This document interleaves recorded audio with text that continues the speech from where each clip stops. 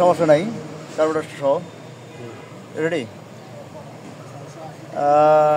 এই যে আমরা আজকে কার্বোরেটর খুললাম। এই কার্বোরেটরটার কাজ হলো যাদের গাড়ির তেল ওভারফ্লো করে, নতুন গাড়ি দেখা, নতুন গাড়ি কিন্তু তেল ওভারফ্লো করে, ঠিক আছে। তো তেল ওভারফ্লোটা বন্ধ করবো আমরা আজকে কীভাবে দেখুন। যে কাজটা থাকে এটা আমরা ওভারফ্লো প্রত্যেকটা গাড়ি ম্যাক্সিমাম এখন ঘটতেছে তেলে আয়রনের কারণে, ঠিক আছে, যার ফলে তেল ওভারফ্লো করে বেশিরভাগ। তো আমরা কার্বোরেটরটা বরাবর খুলবো, ঠিক আছে, খুলে দেখাই দেবো যে কীভাবে কাজটা করলে পরে কার্বোরেটরের তেলটা ওভারফ্লো করবে না অন্তত, ঠিক আছে। দেখা ভিডিও করে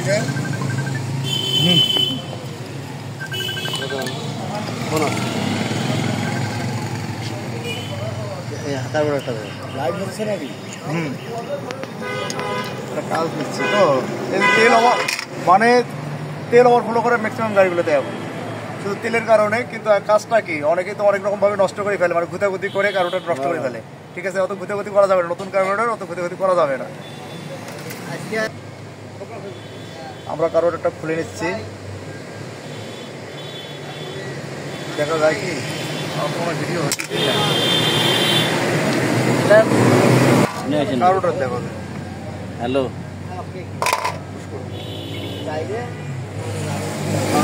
কথার মধ্যে কার্বোরেটরের মধ্যে কোনো হয় নাই তো। এখন আমরা হ্যাঁ শুরু করছো। এখন আমরা এটা খুলবো, জেট পিনটা খুলবো। এটা পুরোটা খোলার দরকার হয় না, আমরা ফ্লোটটাকে খুললাম। ফ্লোট এবং ফ্লোট পিন, এটা হলো ফ্লোট এবং ফ্লোট পিন, ঠিক আছে। এটা তেল চেকের ক্ষেত্রে এই জায়গাটা আমাদেরকে সেক্ষেত্রে কাজ করতে হবে, কটন বাড ইউজ করতে হবে। অনেকেই আছে অনেক কিছু ঢুকাইয়া দিয়ে এই জায়গাটা নষ্ট করে ফেলে। আমরা একটা কটন বাড নিব, কটন বাড যেটা দিয়ে কান পরিষ্কার করা হয়, ঠিক আছে। এটা একটু তেলের মধ্যে হালকা একটু চুবাই নিয়ে, তেলের মধ্যে একটু চুবাই নিছি, আমরা এটাকে পরিষ্কার করবো। কান যেভাবে পরিষ্কার করতে হবে ওইভাবে একটু পরিষ্কার করে নিতে হবে। প্রচণ্ড আয়রন, ঠিক আছে, আয়রন। আর এখানে একটা পরিষ্কার করা হলো, এটাকে পরিষ্কার ভালোভাবে পরিষ্কার করে নিয়ে একটু বাতাস মারি নিয়ে ব্যাস, আর অন্য কিছু করা যাবে না। এই এটা আয়রন, অনেক আয়রন দেখা যাচ্ছে না, অনেকটা আয়রন।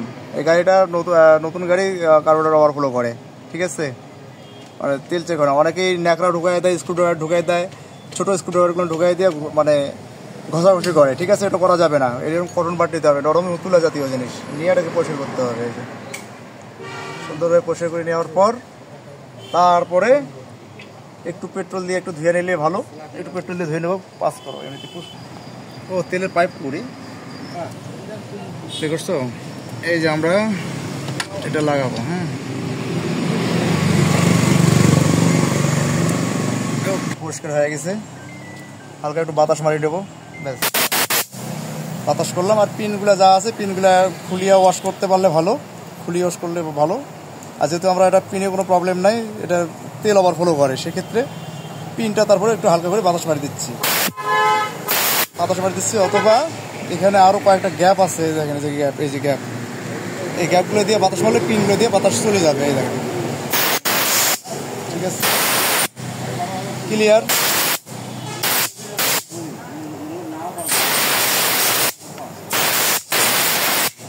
তিনটা ফুটা, দুইটা আর একটা তিনটা ফুটা, হ্যাঁ, তাহলে আমাদের এটা ক্লিয়ার হলো। এখন তেলটাকে আমরা অ্যাডজাস্ট করবো, বাটির তেলটা একুরেট পাবো। এখন আমরা তেলটা অ্যাডজাস্ট করার পর বাটির তেলটা আমরা একুরেট পাবো, ঠিক আছে। নিয়ে এসো, আমরা এখন বাটির তেলটাকে মাপবো, ঠিক আছে, বাটির তেলটা মাপবো আমরা। এই হলো ফ্লোট, আর এটা হলো ফ্লোট পিন। এই পিনটা যেন ঘষাঘষি না করা হয়।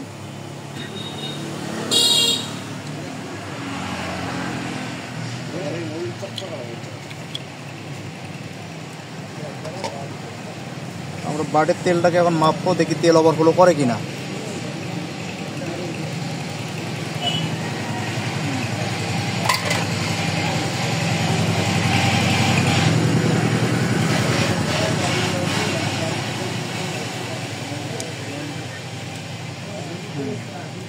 বাটির তেলটা মাপবো, হ্যাঁ, দেখতে হবে এরকম করে ফ্লোরটা খেলে কিনা, তার মানে খেলতেছে।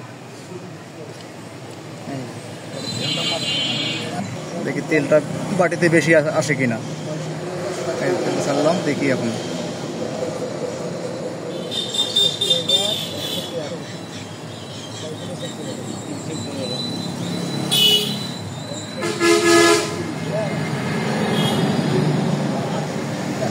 তেল ওভারফ্লো করলে এদিক দিয়ে বের হয়ে যাবে।